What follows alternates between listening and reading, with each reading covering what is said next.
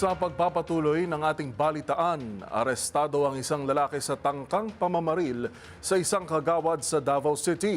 Ang biktima, maswerteng nakaligtas matapos pumalya ang baril.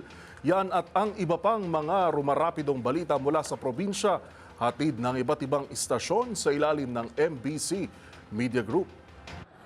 Balita mula sa Davao City. Inaresto ng mga otoridad ang isang lalaki matapos tangkaing barilin ang isang barangay kagawad sa Purok 13, Tibungco, Davao City bandang alas 6 ng umaga kahapon, Mayo 26, 2025. Kinilala ang suspect na si Richie, 37 anyos, construction worker at residente ng Purok 9, Phase 3, Panuntungan ng Tibungco, Davao City. Ang biktima naman ay isang 56 anyos barangay kagawad na nakatira din sa Purok 13, Tibungco. Ayon sa paunang investigasyon, habang papasok na sana sa kanyang sasakyan ng biktima, bigla na lang lumitaw sa kanyang likuran ng suspek at tinutukan siya ng baril. Pinalad ang biktima dahil nag-jam ang baril ng kalabitin ito ng suspek. Hindi pa rito natapos ang tangka, agad bumunot ang suspek ng isa pang baril. Ngunit naagaw ito ng biktima sa tulong ng kanyang anak na si Kirby. Nagkaroon ng komosyon at sa gitna ng pagipagbuno ay pumutok ang 45 caliber pistol ngunit walang tinamaan. Dumating agad ang mga responding pulis at naaresto ang suspek. Nakuha mula sa kanyang posisyon ang dalawang baril, isang 38 caliber revolver na may 6 na bala at isang 45 caliber pistol na may 5 bala. Napag-alaman mula kay DCPO spokesperson Police Captain Hazel Caballero Tuazon na may utang ang suspek sa biktimang kagawad kaya gusto niya itong patayin. Kasong attempted murder ang isinampa laban sa suspek na kasalukuyan nasa kustodiya ng mga otoridad sa Bunawan Police Station. Para sa MBC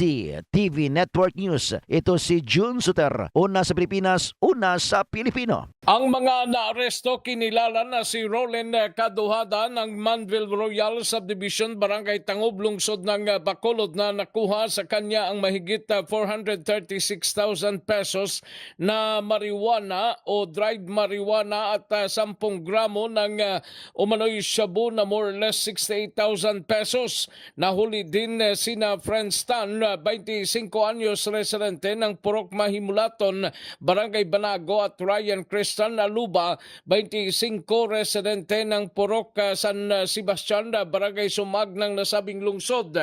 Ayon kay City Drug Enforcement Unit Chief, Bacolod City Police Office, Police Lieutenant Colonel Antonio Benitez, ang matagal ng sinubaybayan ng mga otoridad ang kilos ng mga suspect dahil sa kanilang illegal na gawain. Detinado sa ngayon ang nasabing mga suspect sa Police Station 8 ng Bacolod City Police Office. Para sa MBC TV Network News, ito si RH46 Rex Cantong para sa DZRH, una sa Pilipinas, una sa Pilipino.